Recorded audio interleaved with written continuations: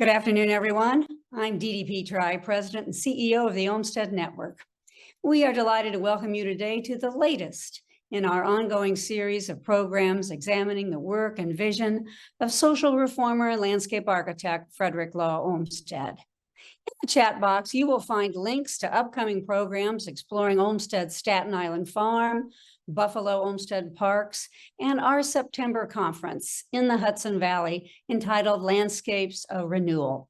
These programs investigate Olmsted's far-reaching influence on the physical landscape and social fabric and help us to apply Olmsted solutions to today's problems. At a time of massive urbanization, Olmsted and the Olmsted firm showed how the built environment could bring people together while contributing to physical and mental well-being and ecological health.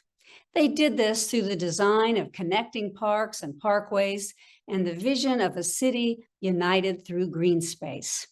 Over the years, regrettably, many of these green spaces have been destroyed or diminished, often by the introduction of expressways. So today we come together for an urgent and important discussion on roadway redesign.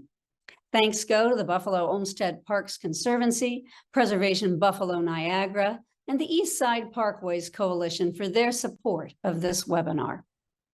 In the 50s and 60s, in the name of urban renewal, there were a wide array of highway projects. Cities like Buffalo, Milwaukee, Atlanta, Detroit, and Boston, where Olmsted developed both beautiful and functional parks and park systems, saw massive highway construction. These expressways succeeded in getting commuters to and through the city fast, but in too many cases, they ignored and dismissed the well-being of the neighborhoods where they were built, dividing those neighborhoods and promoting economic and social consequences which haunt us to this day. Many neighborhoods suffered displacement and racial and economic segregation. One scholar has called urban renewal white men's roads through black men's homes. In 2022, when a gunman targeted a mostly Black neighborhood in Buffalo, a story appearing in the New York Times pointed its finger at the expressway, just 2 blocks from where 10 people were shot and killed. Like many major American cities, the Times reporter wrote, Buffalo bears a telltale scar of longstanding segregation, a highway built in the 1950s and 1960s that cut directly through a Black neighborhood, severing those communities and stifling economic development for decades to come. That scar included the destruction of Frederick Law Olmsted's Humboldt Parkway. This exquisite tree-lined space was considered the jewel of Buffalo's parks and parkways and the spine of the Black middle-class neighborhood that was emerging on the East Side at the time. As the New York Times reported, the road cut Black residents from key community institutions like banks and grocery stores. And we know that there were health impacts too. The EPA's Environmental Justice Screen tool shows neighborhoods adjacent to the expressway have asthma rates in the 95 to 100th percentile, heart disease in the 90th to 100th percentile, and low life expectancy in the 95th to 100th percentile nationwide. A similar story occurred in Milwaukee. Over 50 years ago, Olmsted's extraordinary Washington Park and the neighborhoods around it were divided by the intrusion of Wisconsin Highway 175. What was once a viable and thriving neighborhood around the park fell victim to a lack of public and private investment with an exodus of jobs and accessible housing. The depressed freeway created a major disconnect between neighborhoods, resulting in a lack of adequate pedestrian, bike, and bus access. Now, nearly 60 years later, we have reached a critical point in the lifespan of this infrastructure, and communities have the opportunity to revisit and potentially redress the ills of yesteryear. Both Buffalo and Milwaukee, as well as other cities, are now involved in rethinking these roads with federal funding on the line. The Olmsted Network believes communities have immense opportunities to regain parkland and, in true Olmstedian fashion, allow the built environment to advance community connections and economic and public health benefits. You can find our comments and opinion pieces in the chat box. To help us understand what the opportunities and challenges are, we are delighted to welcome a group of experts today for this discussion. Is urban renewal 2.0 going to solve the inequities and injustice of yesterday, or is it more of the same? Can infrastructure plans today help achieve a more equitable future? Our hope is to have a conversation about the ways infrastructure investment can embrace revitalization holistically, valuing historic preservation, affordable housing, and economic opportunity. So for answers and explanation, I now turn to my great panel. Sarah Zodi, a member of our Olmsted Council, is a landscape architect and principal of Studio Zodi in New York City. She is completing a book on Olmsted and his journeys through the South, provisionally called Finding Olmsted. In 2023, she spoke at Martin Luther King Park in Buffalo for a community conversation entitled Exploring Parks and Social Justice through F.L. Olmsted and Dr. King. One of her many exciting projects includes a commission to design 8 acres of varied terrain at Dia Beacon, and she will be a keynote speaker at the Olmsted Network's National Conference in September. Also joining us is Peter Park, a city planner with a range of experience in the private and public sectors. He served as the manager of the Community Planning and Development Department for the City and County of Denver, and he was responsible for Denver's planning, zoning, construction permit, and inspection services. Prior to his post in Denver, he served as city planning director in Milwaukee, consolidating planning, zoning, and construction permit functions and streamlining development review procedures. He teaches at the University of Colorado at Denver and previously taught at the University of Wisconsin-Milwaukee. Last, Cindy Zerger, who serves as the urban design practice leader for Tool Design. She is a seasoned urban designer with a range of projects, including urban design and master planning, streetscape design, and national complete streets initiatives. Cindy focuses on the intersection of transportation and the built environment, and she coined the phrase path as place to reframe how we approach the design of our transportation system in a way that centers human experience and resiliency. She has lectured and conducted trainings across the U.S. on topics ranging from innovative street design to equity in public realm design and women in leadership. So with that, let's go into the questions. In Buffalo, Milwaukee, and other cities, as we've heard, road infrastructure completed in the 60s is now reaching the end of its useful life. And so there is immense hope that now is a once-in-a-lifetime opportunity to reverse the damage of earlier efforts. But it's also fair to say that many believe that urban renewal 2.0, as we refer to it, may in fact repeat or even worsen the inequities and divisions seen before. So I want to explore that in our first conversation. And Sarah, would you briefly explore for us the history and how we got here? I'm happy to do that, Dee Dee. Thank you. If I could have my slides to speak to. So among centuries of urban planning in America's cities, very few public policy initiatives have had as dramatic and lasting of an impact on our cities as the construction of the interstate highway system. So with the first couple of minutes here, I'd like to share a little bit about that history and my couple of thoughts on how we might operate within the context of that history. It was really through the early 1940s that the idea of a national network of express highways began to advance. And it was the passage of the Federal Aid Highway Act of 1954, which led to that of 1956, that was signed by President Dwight D. Eisenhower. The entire national system was virtually completed in a 15-year period between 1956 and the early 1970s. So that's pretty impressive when we think about, oftentimes a large complex park might take that much time, but this entire national system was constructed in about 15 years. You can really think of the system in 2 general categories, and that is the first being rural roadways, which is really at the heart of why the system was conceived of in the first place. It was about moving in between metropolitan centers, not within them, which is why it's the interstate system and not the intra-state system. The second category then is the urban roadway segments. Essentially, the grade separated roadways, either elevated or expressed, was the way to navigate the complications of connecting to a local roadway system. And so the idea was never to connect to local streets, it was to overcome them. Almost immediately after the construction of these urban segments, the Eisenhower administration recognized the extensive devastation and called into question the necessity of the urban segments of the expressway. And so Eisenhower expressed his regret about letting the bill pass without specifying how that system should adapt to the urban context. But by that time, a lot of local governments were really on the move in terms of, the momentum was already going around alignment and construction of these urban segments. It's also important to note that the federal government provided 90% of the funding to construct the system.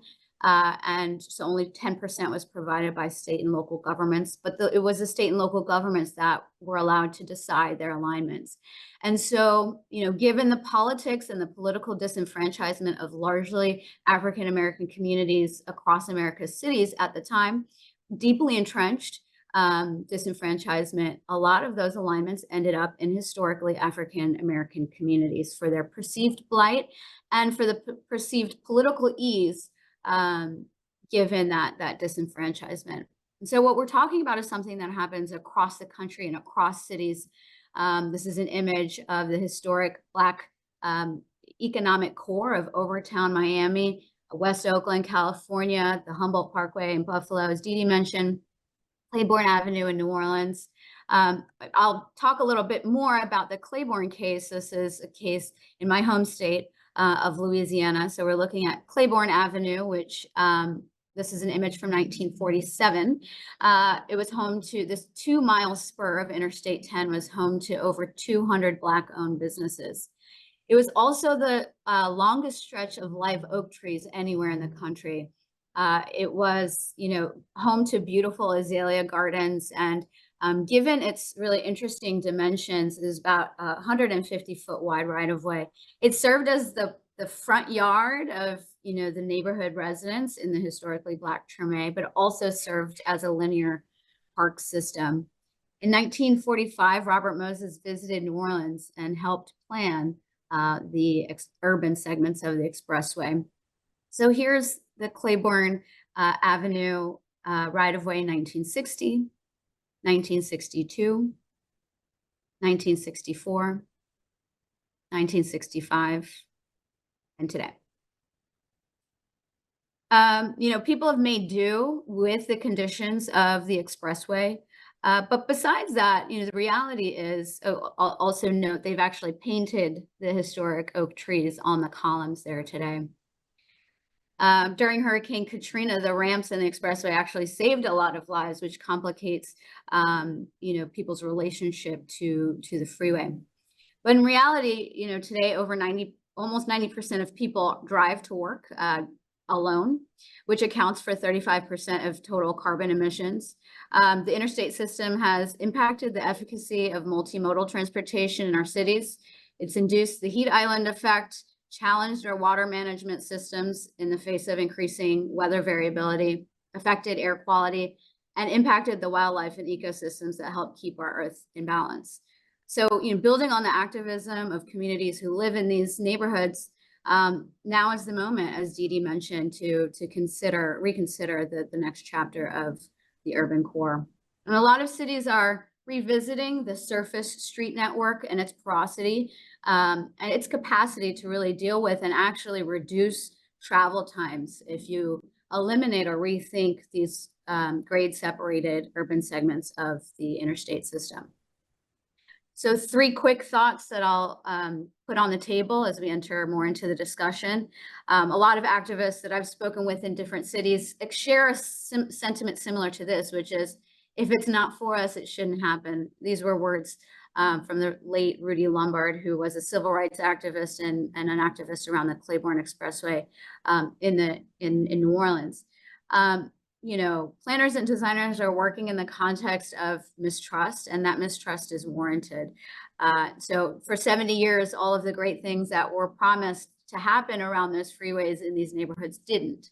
And so there is this sentiment, and it confounds a lot of planners and designers, that if you're not going to do it right, don't do it at all. And I think that we as professionals need to acknowledge and accept that context, that historic context. Scale and speed, given the scale and the speed of the construction of this system, working at the speed of trust in this moment is paramount. And then finally, the idea that, this is a project of, to use Dee Dee's words, that we were repairing what the damage that was done the first time. And so I often think about, avoiding the metaphor of inclusion. There is a lot of land opening up by the possibility of rethinking these urban segments. 1 mile of freeway can open up, in the case of the Claiborne Expressway, 38 acres can open up at the core of the city. So we're talking about land that opens itself up to restoring historic landscapes, to restoring historic communities, housing, flood mitigation, and ecological approaches, and connectivity. I think there's an important role for designers and planners to coordinate with organizations that can help in every prong. This is not just a transportation project. This is a city making project, and landscape architects, among many professionals, should all be involved in the project of city making. Well, terrific. Thank you for introducing us in that way. And now let's leap in here and sort of get down to some specifics. As you've pointed out, there's an opportunity right now for communities really to look at roadway redesign as something more than just roadway redesign. And so what I want to ask the panelists is, let's look at the various options that are typically viewed as on the table and discuss which ones you think are the best approach. So as we look at it, reconstructing the highway, bringing it up to grade is always one option. Moving the highway underground through caps, which is something that we're seeing proposed in a number of cities.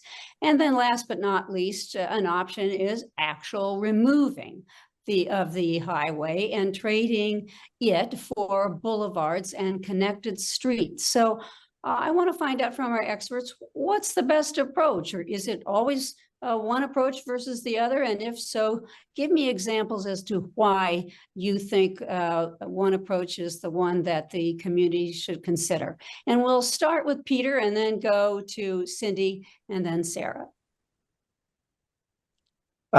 Thank you, Dee Dee. What's the best approach? The best approach is the one that makes the most sense for improving the city, for improving the neighborhood and improving people's lives.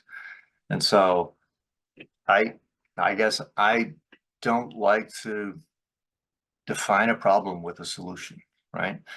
We need to first understand what are the problems. And each city and each situation and neighborhood, there are different nuances. But I would say that, there is a common problem of, and I don't call them urban highways because that's kind of an oxymoron. There's nothing urban about a highway, right? You would call them in-city highways maybe, or highways in cities. But the one thing that they have in common is they are by design limited access. And so by design, they are a flawed technical approach to dealing with moving vehicles through cities and in cities. And so, yeah, it really depends on each situation. But I think that fundamental principle of the project, if we're talking about a road improvement, it should be by definition a community improvement, a neighborhood improvement. There's not a single neighborhood that got better when a freeway was cut through it. I've not found one. I've researched this a lot, haven't found one, right? But every single case in the United States, every single case in the world where a freeway was replaced by better access, a street network, and connected to the neighborhood, everything gets better. Everything got better. There's not a single example of a failure where a freeway was removed when it was replaced by a robust network of connected streets that create opportunity for communities to connect, that provide the fundamentals of what cities are about, which is access and exchange. Cultural and social economic exchange is facilitated when we have infrastructure that connects us. But the limited access highway that cuts through cities either above or below limits that. So it's a simple, it was an experiment. I look at it as an experiment, right? It's a big project, as Sarah was describing. It's ambitious and it was a impressive effort, but it had a lot of failures. And so, you know, if we're going to learn anything, we shouldn't repeat this same mistake, right? We should learn from what doesn't work. All right, Cindy. Well said, Peter. Very eloquently spoken. And I think I would agree, you know, a lot of the real issue is about that city building idea that Sarah brought up before, is highways really severed communities, and to really restitch them. I think generally agree that it needs to come from the community and really be contextual in terms of a solution. But highway caps are incredibly expensive. They're expensive to build. They're really expensive to maintain in the long term. And there's only so many functions typically that can happen without major structural changes to the above environment. So I would say the option really, or the best, is to really rethink what that space is fully and remove the highway and create those that access that Peter's talking about, and how critical that is to not just people connection, but as Peter mentioned, social and economic exchange. You know, when we bring people back to a street network, we find they spend dollars in a community a whole lot more. They have, again, those personal connections to the place. Sometimes you don't, when you're on a limited access highway, you have no idea the neighborhoods you've passed through. So really thinking about bringing everything back up to grade, or bringing it back down to grade is really a solution. I think that we need to be considering in all areas. It at least has to be one of the solutions that we're talking about in every instance. Sarah, did you want to add anything to that? Yeah, I'll just, you know, underline the idea of that grade separation, that, you know, why are these highways and cities, as Peter put it, why are they grade separated? Why are they either elevated or depressed? It is actually to avoid connecting to the neighborhood streets. And therein lies the problem. And so just to underline that, you know, being grade separated is inherently the issue of the original design, and so worth reconsidering in this urban renewal 2.0. Well, let me follow up on that, because I think the idea of eliminating expressways is often met with just absolute incredulity. I mean, how can you possibly do that? It's too tough technologically. You can't do it because we have to do something with the traffic.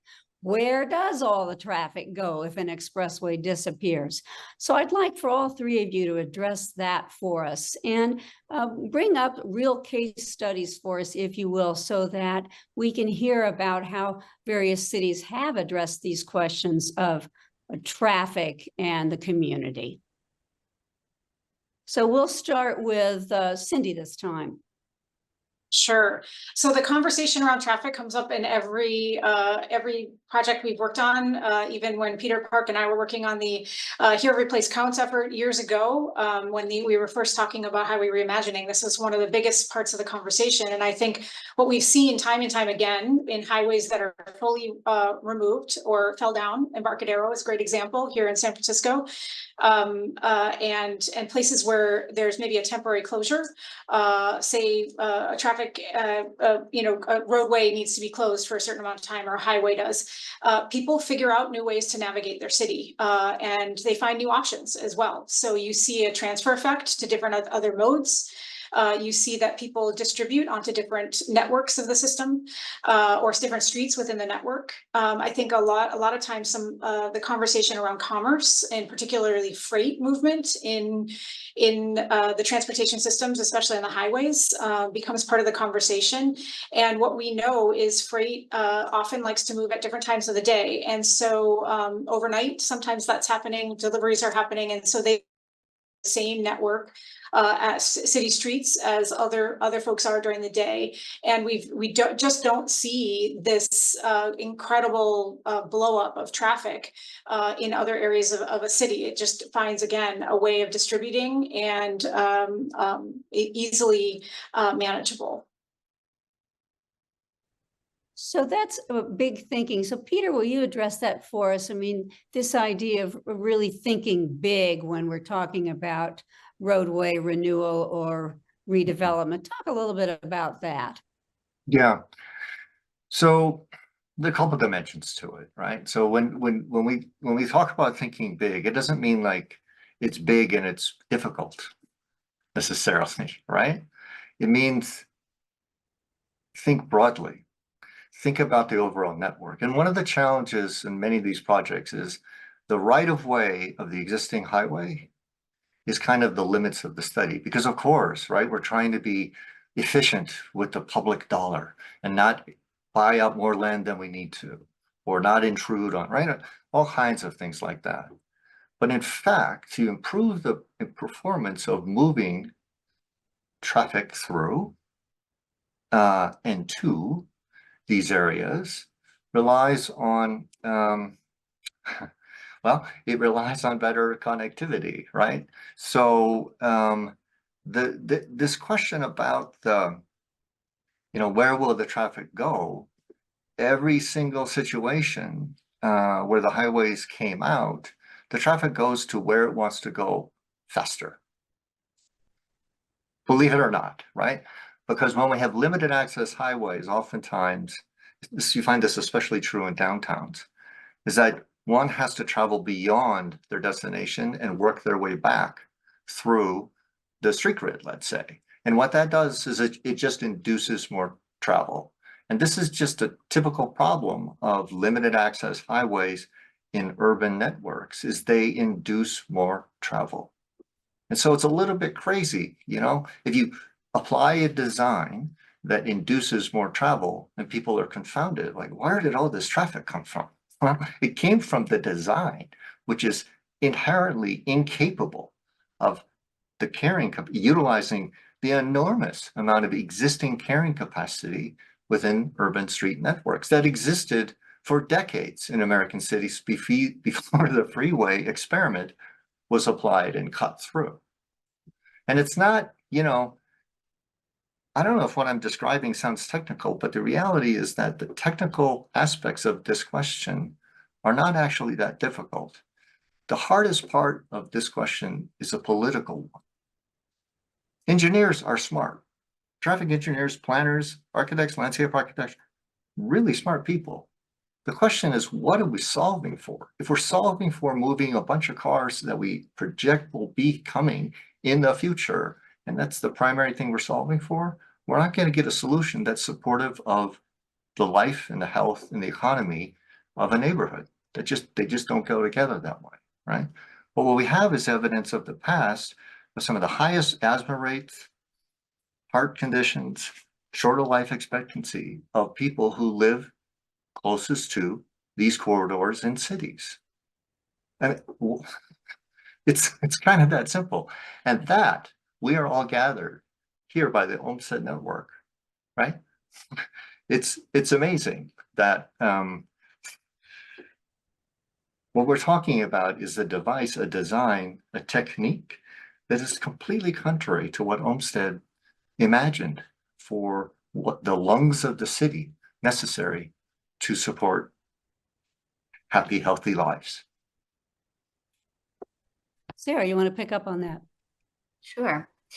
Yeah, I mean, before my life as a landscape architect, I worked as a transportation planner, and it was actually being a transportation planner that led me to landscape architecture.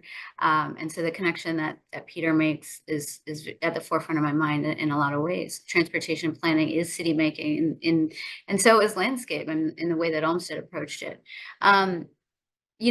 Put very simply, traffic is too many cars on the same road.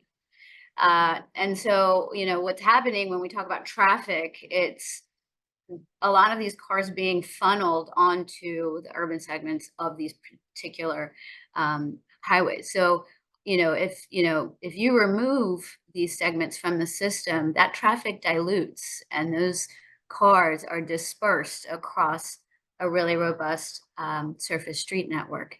While you have traffic on an urban expressway, that the rest of the road network is functioning, well below capacity. And so when, in modeling the effect on traffic, there's certainly, actually, it's a bit of a paradox, but in the context of it being a political challenge in the way that Peter puts it, one of the things that I've seen in discussions around the country is the idea of very simply prototyping this and closing the segments for a weekend and seeing, giving everyone in the context of that, scale and speed and getting everyone on board with feeling and understanding in a slow way and the speed of trust, what the impacts of these changes might be. Closing down a freeway for a week or 2 weeks and getting a sense and feeling what it feels like and testing out the effects on travel times, is a way to get people to slowly kind of get on board with the idea and test out those impacts on their lives themselves. So I'm intrigued by the idea that you all are presenting, that this is really an opportunity to rethink the city. This is more than just trying to fix a road. It's really reimagining the space, the city.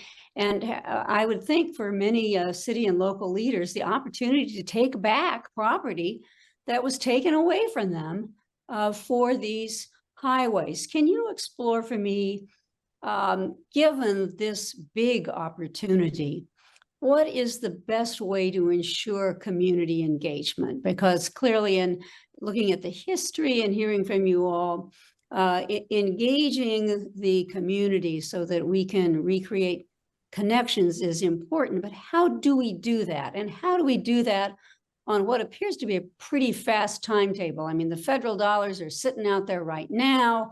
Things have to move quickly. How do you make certain that you have appropriate community engagement and take advantage of the dollars at the same time? So, Sarah, we'll have you start with that. Yeah, I mean, I kind of put forth this idea of, the metaphor of inclusion. And, what that means is that community engagement is not just about having meetings with the public or meetings with a few people. It's about, those conversations really setting the tone, shaping the course of the project itself. And also, setting everyone up for the possibility of taking in, leveraging this huge city making opportunity. So that means, coordinating, for instance, with community land trusts who, have already been doing the work around, developing mechanisms to capture the value of these investments in the communities that bore the brunt of this impact. Working with housing activists, working with environmental groups. But at the core of what's happening is that there's a lot of land opening up that was historically annexed or taken from largely historic communities of color. And acknowledging that means that engagement sets up the opportunity for folks to really leverage that, repair these communities, and restore the possibility of lively, robust communities once again in the urban core of our cities. So without multi-pronged engagement that really sets up that process, it can become a metaphor of inclusion. So, Peter. Well, this is where planning is important, right? Much better to engage communities in the conversation of what are the aspirations, what are the collective aspirations for the community up front. And so I think about transportation, I think about land use, I think about infrastructure systems as a function, as just tools. They're just the means to an end. And the question is, what is the city's vision? What is the city's plan, right? And so I would say, and I know that doesn't apply to all of the cases, in the case that Buffalo is dealing with right now, but for other cities, plan your city's future, especially your downtowns, with the assumption that the freeway wouldn't be there. What kind of city could you make out of all of that land? When we took the freeway, the Park East Freeway out of downtown Milwaukee, we had that conversation as part of the downtown plan, the first downtown plan for Milwaukee. It wasn't based on reacting to DOT's proposal for rebuilding or expanding Park East. It was about the future, the next 20 years of the development of downtown Milwaukee. How do we attract more people, more investment to downtown? And the key to that was taking out a freeway, right? To capitalize on the 28 acres of land that could be leveraged along the Milwaukee River, right? And that's what happened. Freeway, for a lot of different circumstances we don't have time to explain now, it happened. And over $1 billion in new development and new investment has been generated, and much interest in connecting downtown to the neighborhoods to the north, and all kinds of, like I said before, things get better. But you know, it doesn't happen without clear leadership. It doesn't happen with a shared vision of what are we solving for? What are we trying to accomplish here? And so the challenge, I think, when, well, we have the money, right? We got to make a decision, right? There's nothing more expensive than making the wrong decision, right? Because generations have to live with that decision. And so, you know, again, the biggest opportunity that I think we see in all of this, in this broader conversation, is that, you know, for example, that mile of freeway in downtown Milwaukee is no longer an obligation of the state of Wisconsin and the federal government. It's a local street.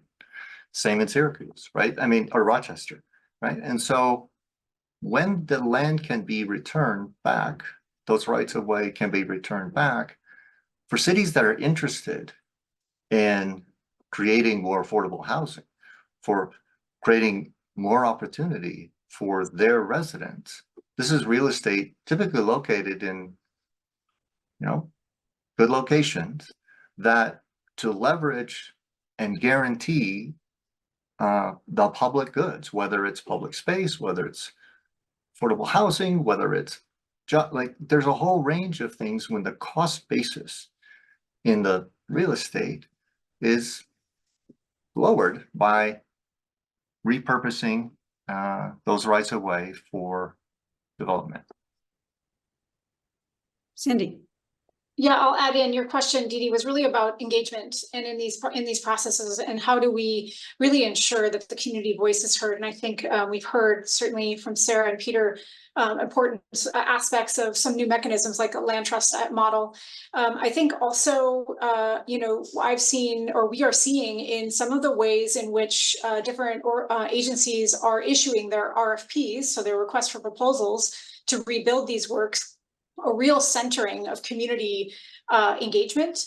And that could be even a separate RFP, and also inclusion of community-based organizations. So critically important to the conversation. There's a lot of organizations in each of these cities who that are reconsidering urban highways, and making sure these advocacy organizations are not placated or just said, you know, a part of the process by coming to a community meeting, but are actually truly centered in the process. I think that's a critical point to make, and one that is really important to ensure community voice and values are really centered in the design solution.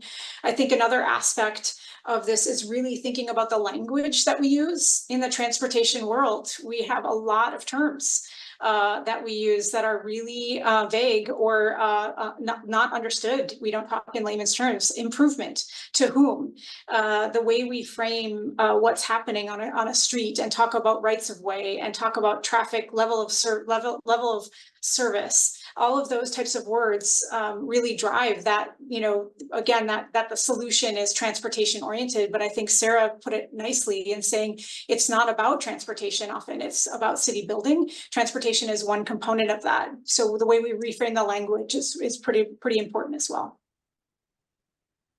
I think it's interesting because for the most part, the DOTs, I mean, the Department of Transportations are the ones that are typically running the show when it comes to these options. And of course, they are in the business of road building, not road removal.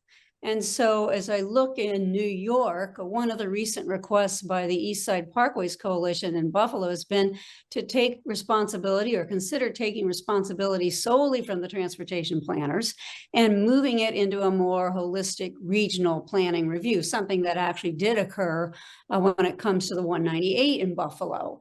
So let's talk about that a little bit. I mean, how do you get everyone at the table, something that the Olmsted firm very much relied on in its urban planning was bringing expertise of every kind, landscape architects, engineers, et cetera, to the table. How do we get that done? And if it hasn't started as an inclusive process with multiple perspectives and voices, how do you go back and get it right before you've made the decision? Let's start with Cindy on this one. That's a tough one, because I think a lot of communities are grappling with this in that they've started a process and they've realized they've gone down a process and they didn't have everyone at the table at the right time. But I think what it takes is a recognition of an honest process that we've made mistakes along the way, and we need to now kind of collaborate and work together to really identify what are the core things we're trying to achieve in this project or this city building effort. What are we really looking at? Are we looking at fully restoring an Olmstedian landscape? Are we looking at new city building? Is it somewhere in the middle there? And then really define who is it within the community that needs to be driving the process and who needs to be at the table with decision-making power. I think we are seeing so much of the engagement focused on just making sure we have enough engagement, and people are getting into oftentimes what we call engagement fatigue. So we have to be very smart about the way in which we're engaging folks, and that they really know how their input and their time is going to influence some of the decisions. So I'm hearing it's really often a question of political will and ensuring an inclusive process. Peter, can you address that for us? Sure. So I think, yeah, I mean, I've said it before, right? It is a political decision more than it's a technical one. And, what Cindy was just describing, to the extent that, right, the definition, the purpose and need of the project, to the extent that the local community has the ability, right, to participate. Well, they do, they always do, right? And so as this is transportation funding, the definition of the purpose and need, the definition of the project needs to go beyond just, the roadway facility, right? And this is a really critical point to engage the community. But here's the deal, right? State, fed, I agree with Cindy. We've seen some very good change in this. What it really takes is much more local leadership to be at the table early on, to fill those seats, to set up the criteria for what is this project aspiring to do. Because what happens, right, is when the options roll out, there are 10 options, right, and the public comes to a public meeting to weigh the different options, what you often overhear are people trying to figure out, well, how is this one different than this? And the fundamental question about what is this alternative solving for with regard to traffic, with regard to economic opportunity, with regard to pedestrian safety, with regard to access to, to the rest of the community, those need to be on the table. The criteria for the solution need to be defined early on. And so to the extent that the local community can be more engaged at the front end in defining the scope, that's a really critical point. Because here's the thing. The transportation planners and engineers on these projects Their mandate is not to build the city. It isn't. I mean, that, right? As you said earlier, Dee Dee. And so to expand that mandate, and as I was referring to earlier, we've been talking about to expand the scope and influence area for the study, takes a local push, because it's hard for the Fed, it's hard for the state to say, we're going to look at your whole roadway system. It's like, no, you're not. We're going to look at, right, how we can transfer more of the traffic to go through the neighborhoods. And people freak out, right? Because we've taught people to say traffic is going to be bad, it's going to be unsafe. But as what Cindy was describing earlier, in those times when these facilities have gone under reconstruction or repair and traffic is routed, we do see bumps in local businesses as people discover new businesses on these routes that they never took before because they were always stuck on the freeway waiting. And they realized actually this is a faster route or a more pleasant route to take, right? So, yeah, it is important for us to recognize that the definition of what the scope of the project and whatever design proposals and options are providing, the criteria need to be identified early on, right? So we can weigh more clearly the trade-offs with regard to traffic, with regard to economic opportunity, with regard to air quality, right? All of those pieces, rather than just looking at the solution that mitigates the impact the most. Sarah, did you want to add to that? Yeah, I'll just add a little bit about the engagement fatigue that Cindy referenced. You know, in urban planning, much more than landscape architecture, following the construction of the National Interstate System and urban renewal, there was a lot of literature and practice developed around participatory planning. And a lot of that literature and practice kind of came from a feeling of guilt from urban planners. And so what developed over those decades is a little bit of a practice of, you know, thinking of engagement as developing kind of a laundry list of things that people want to see. And, you know, this, I think, in my mind, hooks into what Peter was also saying in the sense that, well, what is engagement in the context of transportation planning? It really is about values. It's about, you know, it's not about designing the actual roadway per se. It's about what is important to people and clarifying that.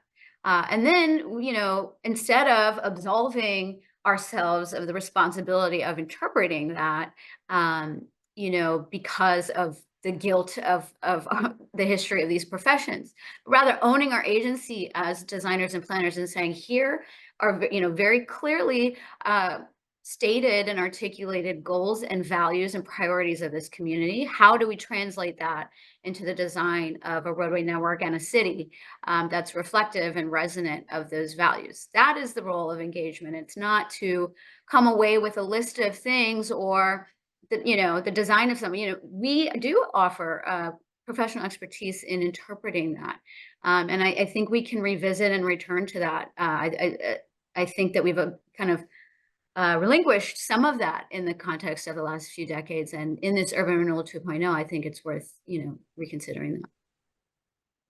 Well, as you can imagine, we've got a number of very passionate folks listening into this conversation. So I actually want to open it up to some of the questions that we are getting. And interestingly, I mean, a number are pointing out that when we built the urban highways, we also got rid of working public transit systems. So this individual in Boston is interested in basically the assumption that we need to move cars. She wants to talk about reinvestment in transit and what role that plays, particularly in communities such as Buffalo, where one of the commentators points out that 30% of the households don't even have cars. So designing for cars disenfranchises many. Would you all like to address that? We'll start with Cindy. Sure, I'll go ahead. Yeah, I think that's an astute point, that, I think in a lot of communities are looking at ways to kind of revitalize their transit systems. I can remember a time where I was at the University of Minnesota, and I was watching them tear out the old streetcar to put in the new light rail system. That was going to replace some of the vehicle travel lanes. I think these conversations go hand in hand, and it's a real good point about reframing again the language we use, the way in which we talk about the problem or the challenge we have, which is people and not moving vehicles per se. I also think, a little tangential, but I think it's we're talking about a systems approach to our transportation system and how critical it is to have multiple modes, not just motor vehicles. Certainly that's still important in certain areas. Transit, making walking very accessible and easy and achievable in different communities. We have a long way to go there. And also, of course, incorporating bike infrastructure, which a lot of folks are doing as well as we think about our transportation system. So I think these all go hand in hand. Yeah, as transportation, right? We're moving away from, level of service for sure. But we're still counting car trips, right? I mean, thinking about it, we should think about person trips, right? How many people moving around, and where are they going, and how are they moving around to more and more meaningful destinations, right? Or between meaningful places. And so, that's again one of our opportunities, and we have these enormous infusion of somewhat significant infusion of funds at the federal level, but still at the state level. I live in Denver, Colorado. Colorado's rethinking a lot of this, and so the state of Colorado is actually leading a couple of bus rapid transit studies in the city of Denver, right? It's not a regional transit authority leading it. It's not the city leading it. The city led the first one, but now the state is moving into understanding that it's not just the highways, it's actually transit that needs to be examined as part of how do we move people and connect people to hopefully more and more important and significant places. And Sarah, anything you want to add? Yeah, I'll just add that what revisiting these grade separated expressways ultimately does is make streets more viable for all of these things, for public transportation, for biking, for walking, for all the different modes of mobility. And what's holding them back, aside from fiscally, is really that ultimately that grade separation. And so, it all kind of ties together. All of the connectivity of the road network to support public transportation and walking and biking hinges on the connection of the roads. And all of that starts to open up when we revisit the grade separated segments of the interstate system. Here's a question from Milwaukee that is very specific, referring to the NEPA, directing that to the fullest extent possible, federally funded projects shall utilize a systematic interdisciplinary approach, which will ensure the integrated use of natural and social sciences and environmental design arts in planning and decision-making, which may have an impact on man's environment. So the questioner says the current plans for 175 do not address this requirement. How and when should this be brought into the decision process? What types of consultants need to be engaged to comply with this part of federal law?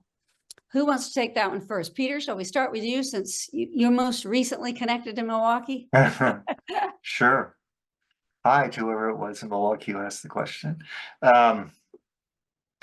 How and when should this be brought? So I think as the reporting of the findings are provided, and I'm not up to date with what's happening on 175, but I think one should examine, like, how have these topics been addressed?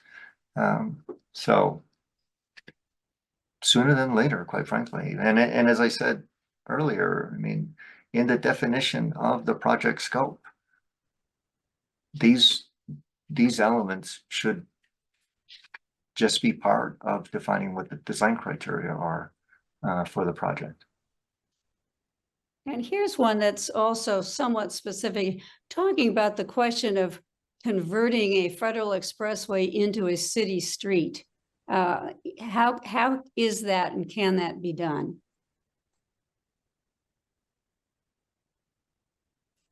Peter.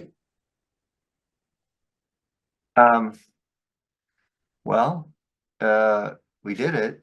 You know, by, you know, again, replacing the limited access road, right, with a richer street network, you can do that. I mean, I think people have lived with these elevated freeways or freeway cuts for a long time, and so they seem like immovable objects, right? How could the world exist without them? And yet it did very well before. And as I said earlier, every time we take them out, things do get better. I think one of the things that's important is to also study, and actually in Milwaukee, this is the case. In a lot of cities, there were the freeway revolts, right? Where freeway projects were not completed because the neighborhood was successful in stopping. This was the case in the Park East Freeway. This is the case in a number of other freeways. So there's this sort of stub end of a highway, right, that just ends. Now, some people say, oh, those are the easy ones to take out, right, the stub ends, because they don't go anywhere. But we should look deeper to understand that they're actually proof that that highway wasn't needed in the first place, right? The city didn't fail because that freeway was not completed, right? While that stub end represents the community's strength in fighting and stopping it in Shermer Park or in the Park East, when we take the remaining stub away, people say, oh yeah, that's easy to do. Well, the reality is the original design, the original vision, the original plan for having that freeway cut all the way through the neighborhood was never realized, and it was fine. The neighborhood that didn't get cut through has continued to thrive, right? The neighborhood that was right adjacent to the freeway has some of the highest rates of asthma, right? So, you know, this idea that the highway is cutting through the city is a solution for the city is, again, we have plenty of proof that that's not the case in those sort of, in those cases where communities were successful at stopping these stopping the original sort of introduction of these highways into neighborhoods, through neighborhoods. So we're at the end of our program. I dare say we could go on for several hours more on these issues, but what I'd like to do is just throw it back to our three panelists for one final comment as we think about Urban Renewal 2.0. Obviously, I've heard from you all, I think, some real positives in terms of being able to reverse some of the damage we've seen before. So I'll just throw it back to you all. What's your last thought as we leave this very complicated conversation about urban redesign? Cindy, we'll start with you. Sure. Thanks, everyone, for the conversation.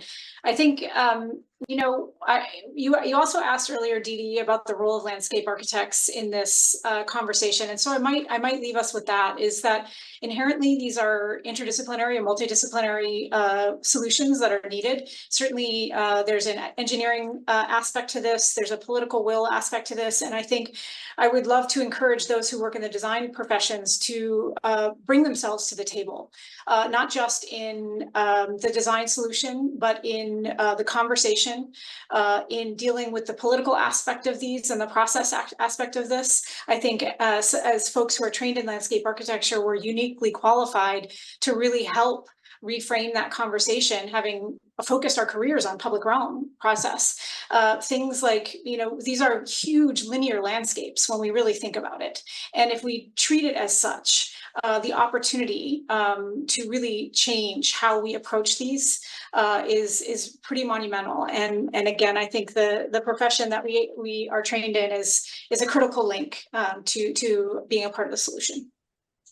Sarah.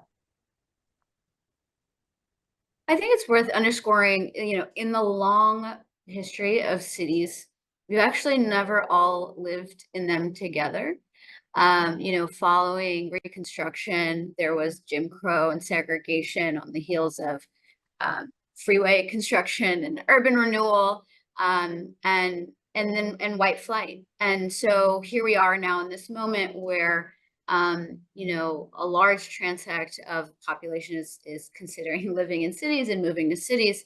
And this is the first time we're actually negotiating how to live together.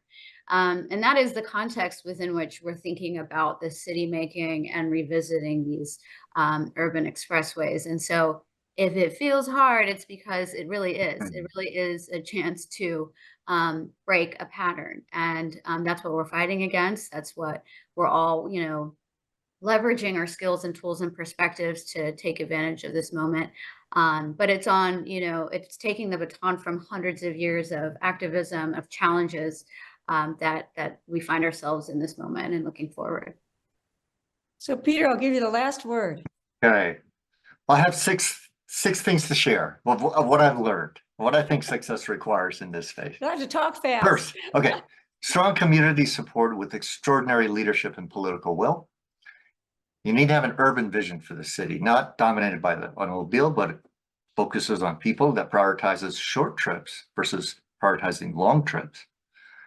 A decision process driven by long-term community investment versus spending public money, a federal allocation on a project within a given time frame. A return on investment priority for the local community, and that the land transfer to local land control. And then just simply what we talked about earlier, is that it's not technical, that it's a political venture. Fantastic. You did that very succinctly. And I want to say thank you to our terrific panelists for a wonderful, provocative conversation. Really appreciate this. It's a topic we may want to revisit very soon because it's so urgent for so many communities. And the opportunity to bring communities back together again for mental and physical well-being and ecological health and as democratic spaces are all values that Olmsted promoted and that we want to see happening in communities across the country. So thank you again to everyone. We have taped this, so we'll have an opportunity to revisit your wonderful comments, and we'll have this up on the website shortly. So thanks again. Thank you. Thank you. Yeah.